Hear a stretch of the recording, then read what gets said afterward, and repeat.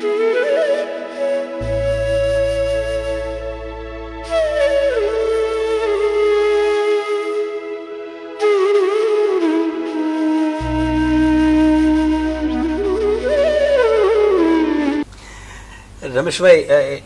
એક બ્રાહ્મણના દીકરાને 1 મહિનામાં આમ જે નાનું કામ કહેવાય સરનામા વાંચતા કરવો, પણ એમના માટે તો ભગીરથ, એમાં એક નાનકડી મદદ એમ પણ કહીએ કે એ પણ સહજ ભાવે થઈ ગઈ. એ પણ કોઈ એવી એક ક્ષણ આવી કે જેમાં આપ જોડાયા, અને એ સમયે એક મનમાં ફરી એકવાર બીજ રોપાયું કે ભાઈ ભણવાનો જે ઉપક્રમ છે એ તો ભણો, પણ મારી જે જરૂરિયાત છે એ પણ મને કોઈ ભણાવે. તો એને તમે પેરેલલ સિસ્ટમ ઓફ એજ્યુકેશન કહી શકો. એના આધારે એક આખી પરંપરા શિક્ષણ વર્ગોની ઊભી થઈ, અને મને બરાબર ખ્યાલ છે કારણ કે હું એનો સાક્ષી રહ્યો છું કે વર્ગ તરીકે વર્ગ નહીં, શિસ્તબદ્ધ વર્ગ તરીકે પાર્કિંગ કેમ કરવું, ચપ્પલ કેમ ગોઠવવા, નોટબુક્સ કેમ તૈયાર કરવી, બ્લેકબોર્ડ ઉપર લખેલું કેવી રીતે વિદ્યાર્થીઓ સુધી પહોંચવાડવું. મેં શરૂઆતમાં વાત કરી એમ જે ટેન્સ, જે પહેલો પગલું આપે થયું, એ ટેન્સ આમ આપણે એમ કહીએ શેઠીમાં તેલ પૂરે, માં બેઠી હોય અને દીકરીની શેઠીમાં તેલ પૂરતી હોય એટલી કાળજીથી પૂરાય. મને એવું પણ યાદ છે કે એ વર્ગોની અંદર મૂલ્યાંકન અથવા પરીક્ષા માટેનું કામ ન થયું, પણ શિક્ષણ માટેનું તો પાયાનું કામ. બહુ મોટી અસર એ શિક્ષકત્વની વિદ્યાર્થીઓ ઉપર રહી ગઈ, અને એ પરંપરા કેટલા વર્ષો સુધી ચાલી? લગભગ 35-40 વર્ષો, જ્યાં સુધી મારો સંબંધ છે શૈક્ષણિક વર્ગોનો, ત્યાં સુધી 1958 થી 2000. 42 વર્ષ પૂરા. અને ભદ્રાભાઈ, કદાચ આપ જાણતા હશો કે વર્ષો પહેલા સૌરાષ્ટ્ર યુનિવર્સિટીના એક પ્રોફેસર, કદાચ પ્રોફેસર જોશી સાહેબ, એમણે એમનો પીએચડી માટેનો વિષય હતો social necessity, utility of coaching classes. આ નામનું એમનો રિસર્ચ પ્રોજેક્ટ હતો. અને એ એમની થીસીસ માટે એ મોટા નગરોમાં ફરેલા ડેટા મેળવવા. અમારા વર્ગમાં પણ એ આવ્યા હતા, અને પહેલો જ પ્રશ્ન એને પૂછ્યો હતો કે લોકો શૈક્ષણિક વર્ગોમાં શા માટે જોડાય છે? આવો એક પ્રશ્ન ઉભો થયો. એમનો ઉત્તર આપવાને બદલે એમને પ્રશ્ન પૂછ્યો વિનમ્રતાપૂર્વક કે ગામમાં દવાખાનાઓ હોવા છતાં શા માટે આપણે ખાનગી ક્લિનિકોમાં જઈએ છીએ? એ અનુત્તર કઈ બોલી શક્યા નહીં. બીજો પ્રશ્ન પૂછ્યો કે હવે, કારણ કે એ જયારે પીએચડી કરતા હતા ત્યારે થોડાક વર્ગો બીજા શરૂ થયેલા, એટલે પ્રશ્ન પૂછ્યો કે એવું શું કામ કે આપણા જ વર્ગમાં વિદ્યાર્થીઓ, અમુક વિદ્યાર્થી આવવાનું પસંદ કરે? એના જવાબ રૂપે એમ કહ્યું કે આનો જવાબ તો વિદ્યાર્થી આપી શકે. You have to obtain the reply from the students who come to our classes. And why have they preferred our classes? From the horse's mouth. Exactly. એટલે ભદ્રાયુભાઈ, હવે લોકો હોંશે હોંશે વર્ગોમાં મોકલે છે. અને આમ તો મોટા એવું ન કહી શકાય કે self finance schools and colleges are also they are also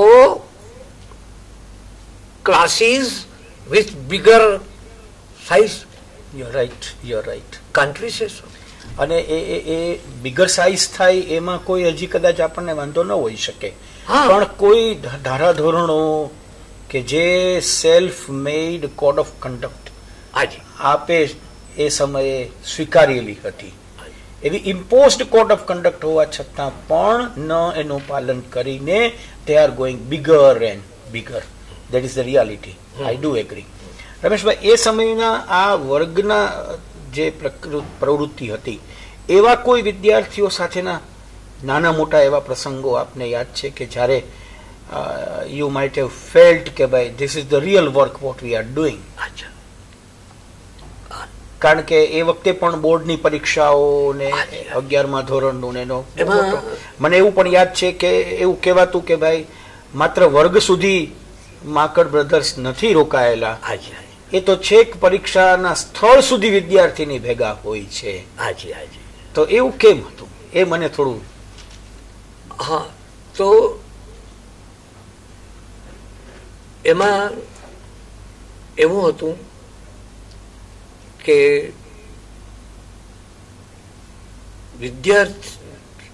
દરેક વિદ્યાર્થીની કક્ષા સરખી ન હોય. વર્ષ દરમિયાન અભ્યાસ કરાવવાની પ્રવૃત્તિ દરમિયાન એવું જોવા જાણવા મળ્યું હોય કે અમુક વિદ્યાર્થીઓને કમસે કમ આખા અભ્યાસક્રમમાંથી થોડાક પ્રકરણો એવા કે જે વિદ્યાર્થી સંગીન સઘન રીતે કરીને ન જાય, તો પેલા તો એ કે પરીક્ષા પહેલાનું અઠવાડિયું, પરીક્ષા દરમિયાન એ ખાતરી કરવા શિક્ષકો જાય, અમારા વર્ગના અને ભાઈઓ, અને જો એને મુશ્કેલી જણાતી હોય, ક્યાંક અટક્યો હોય, તો એમના નિવાસ સ્થાન ઉપર જ એનું નિવારણ થઈ જાય. એટલે આવું, એટલે આપે જે કહ્યું હતું કે અમને પૂછવામાં આવતું am I clear to you, એ once again up to the doors વિદ્યાર્થીના ઘરે જઈને પણ પૂછ્યું કે am I clear to you, if not I am here to clear more. એટલે સાહેબ, તો શિક્ષક એટલે is a torch bearer of culture, is a torch bearer, મસાલ ચીજ of culture, builder of the nation. તો બરાબર, વિદ્યાર્થીઓની આંતરિક શક્તિ બહાર કાઢવા નો પ્રયત્ન કરવો, એમની કારકિર્દી ઘડવામાં સહાયરૂપ બનવું, એ તો એનું કર્તવ્ય છે. શિક્ષક એટલે જ શું? શિક્ષક એટલે is a torch bearer of culture, is a builder of the nation. અને આપ મને કહો, પૂછો કે શિક્ષણ એટલે શું, એવું જો પૂછવા આપ માંગતા હો તો સીધો સાદો ટૂંકો ઉત્તર તો હું એ આપું કે જીવનમાં ઉદ્ભવતી સમસ્યાઓ કે પ્રશ્નોને ઉકેલવા જે સામર્થ્ય બક્ષે આપે એટલે શિક્ષણ. Very good, sir. That enables you to solve the problems that you are facing. શિક્ષણ એટલે જીવનમાં ઉદ્ભવતા પ્રશ્નો, પછી એ સામાજિક હોય, આર્થિક હોય, એ પારિવારિક હોય,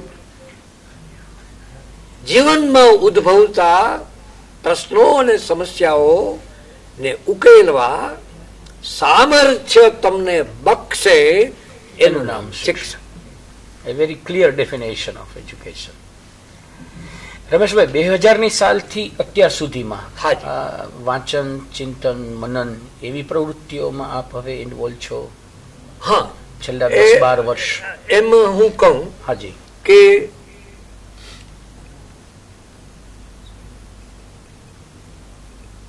વાંચનમાં હવે છેલ્લા 5-1 વર્ષોથી પુસ્તકો જે નિયમિત રીતે વાંચતો એ હવે હું કરી શકતો નથી. હાજી, પણ એક કામ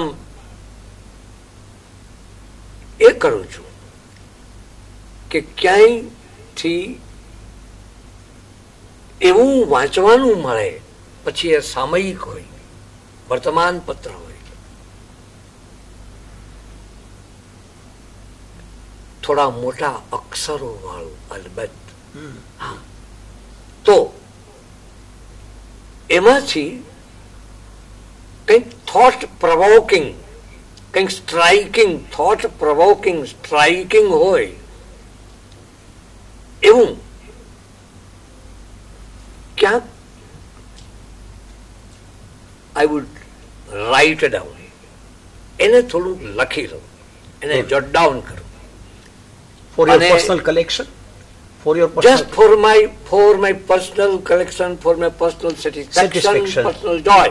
માત્ર એટલે આપ મને પુસ્તકો વિશે કહેશો તો હું કદાચ ના, મારો પછીનો પ્રશ્ન હતો કે પણ આપે કહ્યું કે પુસ્તકોને બદલે હું હવે હા તો મને સ્ટ્રાઇકિંગ આવ્યા 4-5 સ્ટ્રાઇકિંગ સેન્ટેન્સીસ. યસ યસ, દાખલા તરીકે. Yes sir, yes sir.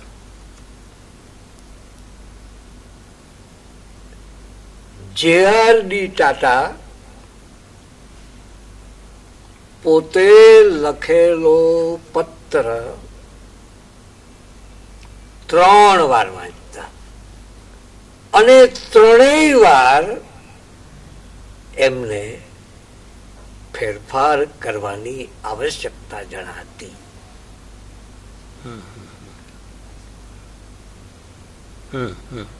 That everyone has to do that. Yes, yes. If J.R.D. Tata used to do it. Exactly. Yes. Baba Daribhai. We also do. Yes, yes. 3 વાર. And every time he found necessity of making some changes, some alterations. Fine. બીજું સાહેબ striking,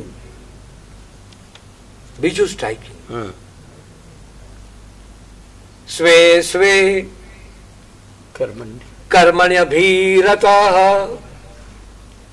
સંસિદ્ધિમ લભતે નરઃ. આવો પરમ વિશ્વાસ આપે છે. સ્વે સ્વે કર્મણ્યભીરતઃ.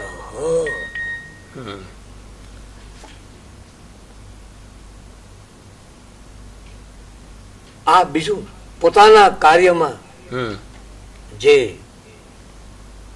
મગ્ન રહે એને સિદ્ધિ મળ્યા વગર રહેતી નથી. આ બીજું સાહેબ. ત્રીજું,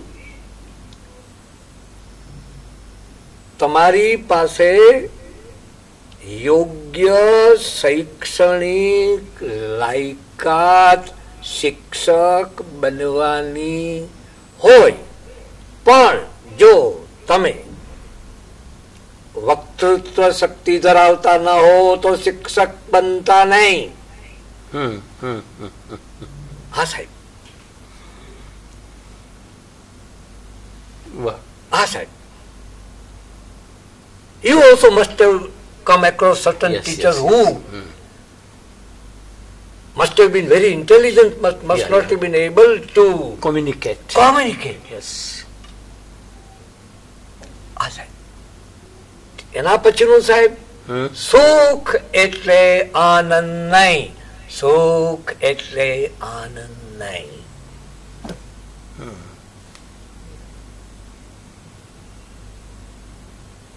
આનંદ થી પણ એક સુખ તો જો સુખ જ આનંદ હોય તો આજે માની લો કે પાર્ટી ચાલી રહી છે એક હોલમાં, સ્વાદિષ્ટ ખાનપાન, ઉત્તમ વસ્ત્રો, કર્ણપ્રિય સંગીત, બધું એક ઉત્તમ માહોલ છે. પણ એકાએક જો વ્યક્તિ જે મોબાઈલ એને કાનમાં સંગીત સાંભળતા આનંદ આપતો હતો, એ જ મોબાઈલ માં એક એવા સમાચાર આવે છે કે જે અતિ આઘાતજનક છે. તો મોબાઈલ તો એ જ છે, હોલ એનો એ છે, જે સ્વાદિષ્ટ મિષ્ટાન પીરસવામાં આવી રહ્યા છે એ પણ એનો એ છે. જો વસ્તુમાંથી આનંદ મળતો હોત તો વસ્તુ તો એની એ છે. આનંદ એ મનમાંથી ઉદ્ભવે, સુખ એ ભૌતિક વસ્તુઓથી સર્જાતી જે મટીરિયલ થિંગ્સ છે, મટીરિયલ એ તમને કમ્ફર્ટ આપે, એ તમને કમ્ફર્ટ આપે. અને કમ્ફર્ટને જો તમે સુખ ગણતા હો તો તમને સુખ આપે. પણ આનંદ તો મનમાંથી જ ઉદ્ભવે. સુખ એટલે આનંદ નહીં, આનંદને સર્જાવવો પડે. આપ કહો છો ત્યારે મને ધ મધરનું એક સુંદર વિધાન, આવું જ પ્રેરક વિધાન યાદ આવે છે. ધ મધરે એમ કહ્યું કે materially you are nothing, but spiritually you are everything. એટલે સુખ અને આનંદ, મટીરિયલી યુ આર નથિંગ, કારણ કે મટીરિયલ તો આજે છે ને કાલે નથી. But if you are spiritually divine, then you are always. Rameshbhai, છેલ્લા એક બે પ્રશ્નો હું પૂછું. એમ કોઈ પૂછે કે આજનું શિક્ષણ એમાં શું ખૂટે છે? કારણ કે વર્ષો 40-42 વર્ષોથી વધુ સમય આપે કાઢ્યો અને છેલ્લા 10-12 વર્ષથી હવે આત્મસ્થ થવા માટે થઈને આપ કેટલું નોંધી રહ્યા છો, કેટલું બધું અમે અત્યારે જાણ્યું કે સંસ્કૃત હોય કે સાહિત્ય હોય, અને વિથ ક્લેરિટી, માત્ર એક ભર્યું અને બોલ્યા એમ નહીં, વિથ ક્લેરિટી. તો આજના શિક્ષણમાં શું ખૂટે છે? એવી કઈ કોઈ બાબત આપણે ઉમેરીએ તો પ્રાણ ફરીવાર ફૂંકાઈ જાય આપની નજરે?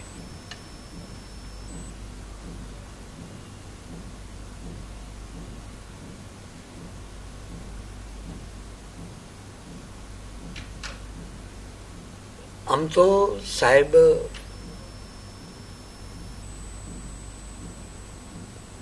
શિક્ષકે વિદ્યાર્થીઓના અભ્યાસમાં અભ્યાસ ઉપરાંત એમના વ્યક્તિત્વના વિકાસ માટે જરૂરી બીજી બાબતો હોય એના તરફ પણ જો શિક્ષક થોડી પણ નજર દોડાવે, દાખલા તરીકે સમય ઘણો ગયો છે પણ કદાચ એવું બન્યું, સાલ હતી 67-68, અમારે ત્યાં ધોરણ 11 એમાં એક નિમ્ન જ્ઞાતિ પછાત વર્ગની એક છોકરી, ભણવામાં બ્રિલિયન્ટ, પ્રત્યેક પરીક્ષામાં ટોપર તરીકે રહે.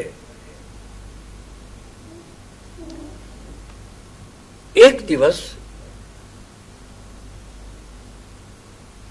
વિદ્યાર્થીઓને, બહેનોને કહેવામાં આવ્યું કે તમે એસએસસી પછી જે પ્રવાહ પસંદ કરવા માંગતા હો એ પ્રવાહ લખેલી અને તમારું નામ એવી એક કાગળની કાપલી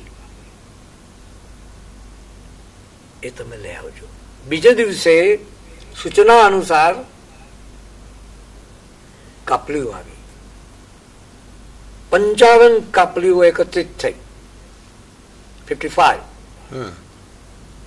એક પછી એક કાપલી ખોલતો ગયો. વિદ્યાર્થીઓને સહાયરૂપ બનવા આ ઉદ્દેશ્ય હતો.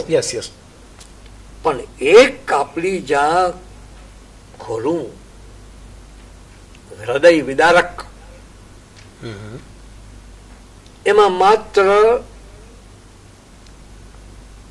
અશ્રુ ધાર વાળી વિષાદ પૂર્ણ 2 આંખો દોરેલી, નામ નીચે લખ્યું હતું અનુપા. કહ્યું આવું કેમ બન્યું? એને રોકી, સાથે ચર્ચા કરી. શું છે? આપે પૂછ્યું કે મારે પ્રવાહનું નામ લખીને આવવું, પણ મને લાગે છે કે કર્ણનો રથ કટોકટીના સમયે એક કર્ણમાં ખૂપી ગયો હતો. મારે માટે, મારી જ્ઞાતિ, મારા માતા પિતા, મારી આર્થિક સ્થિતિ, એનું જે એક વલણ, નેરો માઇન્ડેડનેસ જે છે, એક રૂઢિચુસ્ત વલણ છે. પેલાનું કવળમાં, મારું આ રૂઢિચુસ્ત વલણમાં મારો અભ્યાસ રથ અટકી જશે, થંભી જશે. આશ્વાસન, હિંમત, ધીરજ, એમને કહ્યું અટલ વિશ્વાસ રાખ. જો તારામાં જો દ્રઢ વિશ્વાસ હશે, દ્રઢ શ્રદ્ધા હશે, તો તને કોઈ રોકી નહીં શકે. હિમાલય પણ નડી ન શકે. અટલ મન હોય તો એવા મુસાફિરને હિમાલય પણ નહીં નડી શકે. બન્યું એવું, સાહેબ ભદ્રાયુભાઈ એસએસસી નું પરિણામ આવ્યું. એમની સ્કૂલમાં એમનો 3જો રેન્ક આવ્યો. અભિનંદનની વર્ષા થઈ. બીજા દિવસથી બેન અનુપાએ કોલેજ પ્રવેશ માટે ની વાત આરંભી. ત્યારે 11માં પછી કોલેજ હતી. પણ રૂઢિચુસ્ત માતા પિતા કોઈ સંજોગોમાં એમની વાત સ્વીકારાણી નહીં. શિક્ષકો કેટલાક સહાનુભૂતિ વાળા એ આવ્યા, હમદર્દી બતાવી.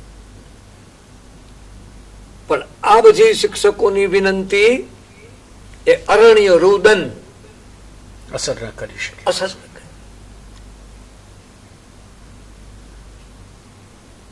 રહી સહી આશા જે હતી એ ગુમાવી. મને એવું લાગ્યું, મારા કાને આ વાત પહોંચી કે આ ફૂલ પૂર્ણ રીતે ખીલશે એની પેલા કરવાઈ જાય એવું લાગે છે. પણ એક અચાનક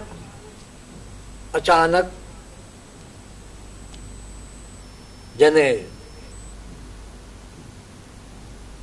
એવું બન્યું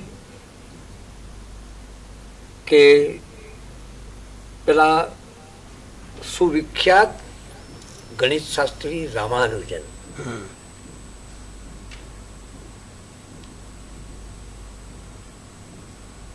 વિદેશ ગમન એ સમયે કરવાની છૂટ નહોતી.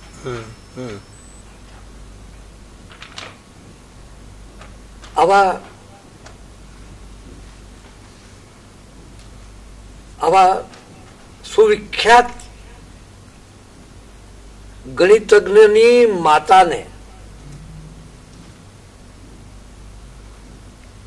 એની સુપ્તાવસ્થામાં દેવાજ્ઞા થઈ.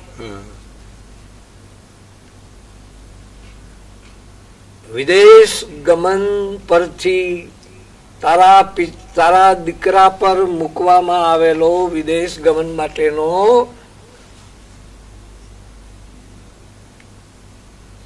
પ્રતિબંધ હટાવી લે. અને એવું જ હટાવી લે. અનેક ખિતાબોથી વિભૂષિત તારા પુત્રને વિશ્વ વંદન કરશે, આ અવશ્યમ ભાવી છે.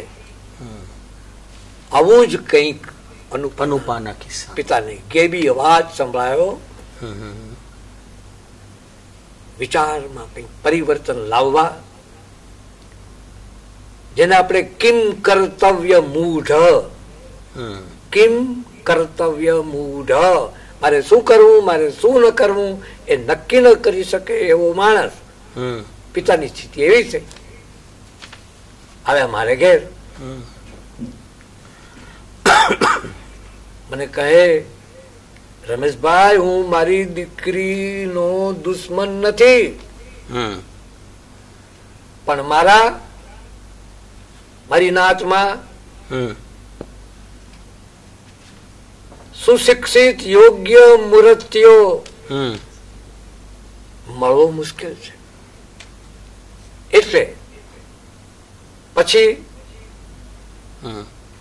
એમને હૈયાધારણ આપતા કહ્યું કે યોગ્ય સમયે યોગ્ય જીવન સાથી શોધવાની જવાબદારી ઉપરવાળા પર છોડો. એ તો ગયા, એને તો વિદાય આપી. પછી કરુણા નિધાન, કરુણા સાગર ને કાલાવાલા કર્યા. ઓન બિહાફ ઓફ અનુપા, કે જો સ્વયંનું મારા સમગ્ર અસ્તિત્વનું વિદ્યાર્થી કારકિર્દીના ઘડતરમાં નિષ્ઠાપૂર્વક વિગલન કર્યું હોય તો અનુપાના પિતાને આપેલો ભરોસો ખોટો ન પડે. મારી લાજ જાય નહીં. સાહેબ બધાયું ભાઈ, હું આપને શું કહું, કોલેજ પ્રવેશ નો આખરી દિન, કોલેજ પ્રવેશની અરજી કરવા માટેનો, એની ફી ભરવા માટેનો છેલ્લો દિવસ સવારના 11 આસપાસનો સમય હતો. અને મારે ઘરે એક સંદેશ વાહક બેન આવ્યા. એક સંદેશ વાહક અને રેશમી રૂમાલમાંથી ગુલાબ ગુચ્છ કાઢતા હોય એમ બેન અનુપા ની ફી ભરેલી પહોંચ બહાર કાઢીને મને બતાવી. મુકાયા અમારે ત્યાં અંધણ લાપસીના क्या बात है. હર્ષ ઘેલો પરિવાર અમારે માટે આ ઉત્સવનો દિવસ હતો. મને દેખાણી પેલી કાપલી જેમાં બે હવે એમાં અશ્રુઓ રહ્યા ન હતા. હસતી કૃતજ્ઞતા વ્યક્ત કરતી બે આંખો. રમેશભાઈ, ખૂબ આનંદ. મને એમ છે કે હું એવો પ્રશ્ન પૂછવાનો હતો કે આપની શ્રદ્ધા શેમાં છે, પણ હવે એ પ્રશ્ન છે તો હું સાચો એ પણ જવાબ આપી દઉં. મારી શ્રદ્ધા છે નહીં કલ્યાણ કૃત કશ્ચિત તાત દુર્ગતિમ ગચ્છતિ. વાહ, બસ આજ નહીં કલ્યાણ કૃત કશ્ચિત તાત દુર્ગતિમ ગચ્છતિ. અન્યનું કલ્યાણ કરનાર ની હજી દુર્ગતિ થઈ હોય એવું મેં સાંભળ્યું નથી.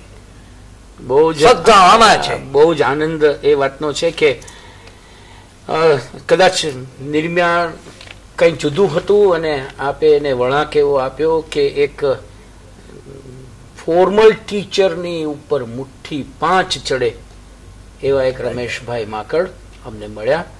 બહુ જ આનંદ થયો આપની સાથે ગોષ્ઠી કરીને અને હું મારો અહોભાવ વ્યક્ત કરું છું.